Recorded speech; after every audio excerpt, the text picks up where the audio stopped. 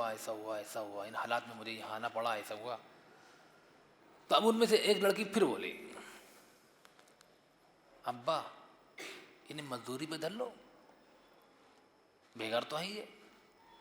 لیکن لڑکی سمجھدار ہے، بیچ میں انوالو نہیں ہو رہی بلا وجہ کی، سن رہی. اب بعد آدمی کو آفر نہیں کیا ہمارے گھر میں نوکر رہو گے، نوکری کرو گے ہمارے گھر میں نا، کیوں آپ کیوں بول رہے ہو؟ ابا سے مشورہ کر لو، ابا اگر بہتر سمجھیں گے تو ابا اس کو ایک نوکر رکھ لو. بیٹی کیوں؟ کیونکہ ایک مزدور کے لیے جو ضروری ہے وہ یہ کہ وہ طاقتور ہو، اس کا بھی اندازہ ہے، دیکھ چکے کہ کیسے اس نے بھیڑ کو پھاڑتے ہوئے گئے تھے اور پانی پلایا تھا. طاقتور تو ہے ہی موسیٰ. اور ایک اور ضرورت ہے نوکر کے اندر، ایمانداری. ایمانداری بھی ہے. بیٹی تم نے ایمانداری کیا دیکھی؟ اب دیکھیے ایمانداری کا جو ثبوت دیا کہ آدمی کتنا امانت دار ہوگا، یہ کتنا پارسا ہے، کتنا متقی پرہیزگار ہے، اس کا بھی لڑکیوں نے نوٹ کر لیا. وہ لڑکی اتنی سمجھدار تھی، وہ ایک ایک چیز نوٹ کر رہی کہ تم نے نوٹ کیسے کیا بیٹا کہ امانت دار کیا ثبوت ہے تمہارے پاس میں، تم نے اتنی دیر میں تمہیں کیسے معلوم پڑ گئی کہ امانت داری قسم کیسے کھا سکتی ہو؟ نہیں ابا دیکھا میں نے. جب یہ راستے میں واپس ہم لوگ ان کو لے کر آ رہے تھے تو انہوں نے کہا تھا ہم آگے چلیں گے تم میرے پیچھے آؤ گے. یہ نہیں بھیا مجھے تو راستہ معلوم ہے، تو آپ آگے کے چلیے تاکہ پیچھے سے ہم تمہیں پورا تمہاری اسکیننگ کرتے رہیں گے. ہم ہوتا نہیں ہے کہ کسی لڑکی پیچھے چل رہے ہیں پوری اسکیننگ کر رہے ہیں پیچھے سے، تو یہ گناہ ہے.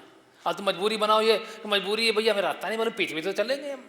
تو اس آدمی نے وہ کام نہیں کیا، یہ آدمی آگے آ گیا، خود بخود آگے ہو گیا تاکہ ہمارے بیک سائڈ پہ بھی نظر نہ پڑے. فرنٹ تو بہت دور کی بات ہے، سامنا آمنا بہت دور کی بات، ہمارے بیک پر بھی اس نے دیکھنا نہیں چاہا کہ ہم پیچھے سے کیسے ہیں، نظر نہیں ڈالی اس نے. یہ آگے ہو گیا اور صرف ہم اسے لیفٹ رائٹ کرتے رہے. اس کے علاوہ اس نے نہ کوئی بات پوچھی نہ ہم نے کہا. کیا ہوتا ہے نا راستے میں چلے چلو باتیں کرتے نکل دیں گے، تھوڑا سا یار لمبا سفر ہے پتہ نہیں، تھوڑا بتیاتے چلے جائیں. کسی غیر محرم سے سفر میں بھی بات کرنے کی آپ کو اجازت نہیں ہے، اگر آپ کا دل صاف ہے تب بھی. اب ہمارا دل تو بہت پاک ہے، پاک ہے نا، پاکی رہنے دو. آپ اسے گندا مت کرو، آپ اسے نہ محرم سے بات کر کے. لمبا سفر ہے، آپ اللہ اللہ کرتے رہیے، بہت بہترین آپ کے پاس آپشن ہے. قرآن پڑھنے لگیے، آپ تلاوت کرنے لگیے، اور بھی بہت سے آپشن ہیں. آپ کو اسی غیر محرم سے بات کرنے کی کیا ضروری ہے؟ تو موسیٰ علیہ السلام کی امانت داری کا اس نے ثبوت یہ تھا کہ یہ آدمی آگے آگے چل رہا تھا اور پیچھے مڑ کر ایک بار بھی اس نے نہیں دیکھا کہ میں آ رہی ہوں کہ نہیں آ رہی ہوں. اور جب راستہ سیدھا ہے تو کیا دیکھنا ہے؟ جہاں پہ ٹرن آئے گا وہاں پہ خود بخود رائٹ لیفٹ کا سوال ہو رہا ہے، ورنہ جہاں پہ کوئی موڑنے ایک ہی موڑ ہے وہاں پہ کیا بولنا بھی نہیں ہے. جہاں پہ دو راستے ہیں وہاں پر لیفٹ رائٹ بولنا ہے، پر اتنا بولا کہ لیفٹ رائٹ، اس کے علاوہ اس نے مجھ سے کوئی بات نہیں کری. اور جب یہ بات کرتا تھا جو کچھ بھی ہماری بات ہوئی اس نے بہت نظریں جھکا کر بات کری ہیں. تو یہ آدمی امانت دار بھی ہے. ابا ہم لوگ لڑکی والے ہیں، مطلب لڑکیاں دونوں، گھر میں کوئی نوجوان لڑکا نہیں ہے، لڑکی ہے دونوں. تو ابا جو تمہیں جو ایک نوکر کے اندر جو چیز کی ضرورتیں ہوتی ہیں، لیکن اس سے پہلے ہمیں بھی نہیں معلوم ہوگا شاید نوکر کی کیا ضرورت ہوتی ہے کہ نوکر میں ہم کیا چیز دیکھیں، لیکن اس لڑکی کو معلوم تھی کہ نوکر کے اندر کس چیز کو دیکھ کر آپ نوکری پر رکھو گے. آپ کوالیفیکیشن میں تو بعد میں دیکھیں گے. اس آدمی کا کریکٹر کیسا ہے. علم سے مطلب نہیں کتنی ہے ہمارے پاس ایجوکیشن کتنی ہے، یہ تو بہت اسی بنیاد پر تو خیر تم آئے ہو. اب ایجوکیشن کی بنیاد پر ہم آپ کو سب کچھ نہیں سمجھ سکتے. آپ کی اخلاقی اقدار کیسے ہیں، آپ کا معاملات کیسے ہیں، آپ کی بات چیت کیسی ہے، دوسروں کے ساتھ آپ کا بیہیو کیسا ہے، کیسا سلوک کرتے ہو آپ. ارے ہو تو بہت پڑھے لکھے، بات کرنے کی تمیز نہیں آتی، منیجر بنا دیا جائے تو گالی بکتے ہو، باس بن گئے تو پورے اپنے امپلائز کو تم گالیاں دے رہے ہو. یہ نتیجہ ہوتا کہ آپ ایجوکیشن تو آ گئی، اخلاق نہیں آیا. چلے جاؤ تھانوں میں، آپ تھانوں میں پڑھے لکھے ہوتے ہیں، سب پڑھے لکھے ہوں گے. وکیلوں کے پاس چلے جاؤ، بہت ہائی ایجوکیشن ہوتے ہیں، فوراً زیادہ کوئی غصہ آ گیا فوراً اپنی اوقات پر آ جاتے ہیں. یہ تعلیم نہیں ہوتی کہ تعلیم سے جاہل کی جہالت نہ گئی، تعلیم سے جاہل کی جہالت نہ گئی، نادان کو الٹا بھی تو نادان رہا. کیسے بھی پلٹ لو آپ نادان کو لکھ لو، نادان کا نادان ہی رہے گا، چاہے ادھر سے پڑھو چاہے ادھر سے پڑھو۔ تو تعلیم سے جاہل کی جہالت نہیں آتی، یہ جاتی ہے اخلاق سے، تہذیب سے۔ تو اب موسیٰ علیہ السلام کے اندر یہ چیزیں تھیں۔ ایجوکیشن کیا وہ تو مسئلہ ہم کو کام تو نہیں کروانا ہے، لیکن آپ کے اندر اگر امانت داری ہے تو اگر تم ایک چارٹرڈ اکاؤنٹ بھی ہو، چارٹرڈ اکاؤنٹنٹ بھی ہو، آپ سی اے ہو، اب ایمانداری کیسی کماؤ گے آپ؟ لیکن ایماندار نہیں ہو تو سی اے پڑھے لکھے بہت ہو لیکن سب بےمانی مکاری حرام خوری کر رہے ہو آپ، تو ایسی تعلیم سے کیا فائدہ؟ آپ ہو وکیل بہت پڑھے لکھ گئے، سب جھوٹ سچ کر رہے ہو آپ، تو ایسی تعلیم سے کیا فائدہ جو آپ کو سچ اور جھوٹ کی تمیز نہ سکھا سکے؟ تو وہ تعلیم نہیں، وہ آپ کا بزنس ہے، علم نہیں ہے آپ کے پاس میں۔ آپ نے صرف چند ورڈ کو پڑھ لیا ہے، خرید لیا ان کو، آپ نے ان ورڈوں کو، آپ نے ان ورڈز کو خریدا ہے، علم حاصل نہیں کیا۔ علم اگر ہوتا تو آپ کے اندر سچائی اور حق یہ تمام چیزیں جھلکتی، ثابت نہیں کرنا پڑتا آپ کو، آپ کے اندر علم جھلکتا ہے، علم دکھتا ہے کہ آدمی مہذب ہے یا نہیں ہے۔ تو ضروری نہیں ہے صحابہ کرام رضی اللہ عنہم اجمعین کوئی کسی اسکول کے پڑھے لکھے نہیں تھے، کسی مدرسے پڑھے لکھے نہیں تھے، کچھ بھی نہیں تھا۔ حضور کی تعلیم اور صحبت کا اثر یہ تھا کہ ہم میں ہر ایک آدمی اصحابی کا نجوم تھا کہ میرے صحابہ ستاروں کی مانند ہے، کسی کے بھی پیچھے چاہو گے جنت تک چھوڑ کر آ جائے گا تمہیں، یہ چاہے اسے ایک حدیث یاد ہو تو یاد نہ ہو۔ اس کی تربیت جو تھی وہ ہائی فائی تھی۔ ایجوکیشن میں بہت سے صحابہ کرام تھوڑا کمزور تھے، کسی کو کچھ بھی نہیں آتا تھا، کسی کو بہت کچھ آتا تھا، لیکن سب کے اندر ایک چیز کامن تھی، وہ تھے اخلاقیات، کہ اخلاق کی بلندیوں پر پہنچے ہوئے تھے۔ تو یہ تو شان ہوتی علم کی۔ تو حضرت موسیٰ علیہ السلام کے تعلق سے اس لڑکی نے جو نوٹ کی وہ یہ کہ اس کے اندر اخلاقیات بہت اچھی چیز ہے، ہمیں ایسی نوکر چاہیے جو بہت بااخلاق ہو، بہت امانت دار ہو۔ ایجوکیشن کیا کرے گا، وہ تو بات کی چیز ہے۔ تو ہم لوگوں کا بھی اصول ہوتی ہے کہ جب کسی کو نوکر رکھیں، کسی کو اپنا امپلائز بنائیں، کسی کو نوکری پر رکھیں تو اس کی تعلیم تو دیکھیں، لیکن اس سے زیادہ جو امپورٹنٹ وہ یہ ہے کہ کتنا آدمی شریف ہے، تھوڑا کمزور ہے علم میں چل جائے گا، امانت داری ہے، یہ سچائی ہے، ہمت ہے، ٹھیک ہے آؤ۔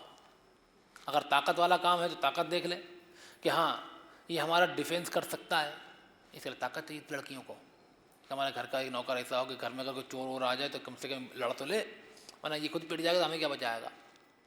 اور امانت دار بھی ہے کہ خود یہ کچھ چوری نہیں کرے گا، کہ جب اس کو پورا چانس ملتا تھا تب اس نے بات نہیں کری، اب مجبوری کا بہانہ بنا کر یہ ہم سے راستے میں ڈسکس کر سکتا تھا کسی ٹاپک پر، نہیں کری کیونکہ اسے، اور ایسا نہیں کہ مطلب آدمی بولنا نہیں جانتا، یہ سب اس باتیں اس نے نوٹ کر لی اور اپنے باپ کے سامنے اس نے آفر رکھ دیا کہ اس کو نوکری پہ ڈال لو آپ۔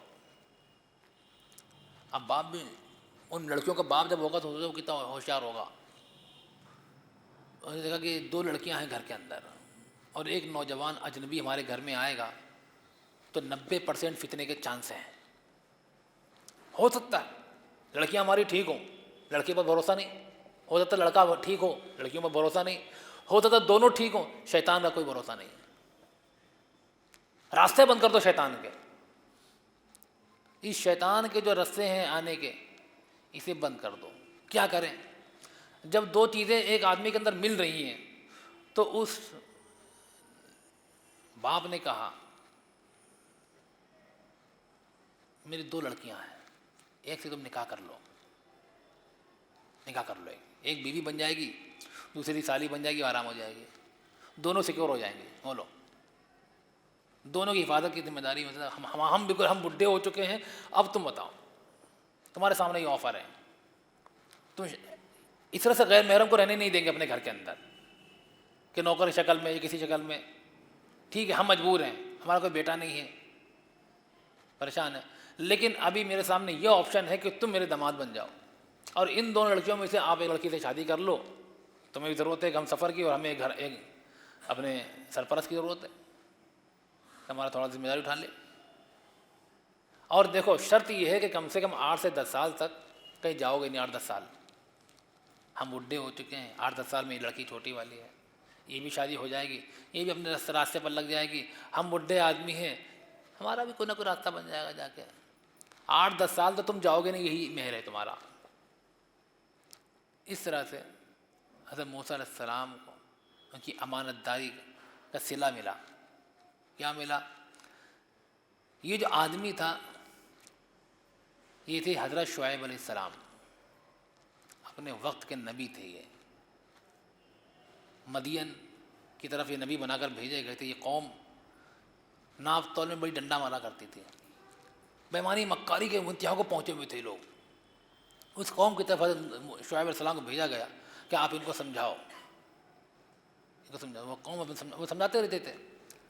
حضرت شعیب علیہ السلام، 2 بیٹیاں تھیں، ایک بیٹی تھی ان کا نکاح ہو گیا، دوسری بیٹی کا نکاح کہیں اور ہو گیا. محدثین نے لکھا ہے کہ یہ جو 2 بیٹیاں تھیں حضرت شعیب علیہ السلام کی، دونوں ہی بہت ہوشیار، سمجھدار، دیندار، پارسا، متقی، پرہیزگار تھیں. دونوں ہی. ایک کو موسیٰ مل گئے،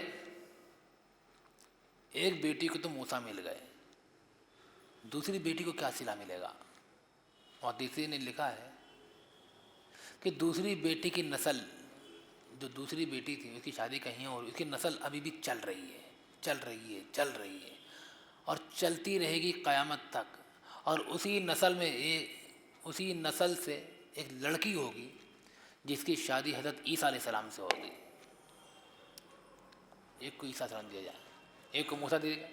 ایک نسل میں حضرت عیسیٰ علیہ السلام کی شادی کرا دی، اس لیے ان کی شادی روک دی گئی کہ ابھی نہیں، بعد میں آنا. تو بعد میں حضرت عیسیٰ علیہ السلام کی شادی بھی ہوگی. بہت اسی نے لکھا ہے اس طرح سے. اللہ عالم.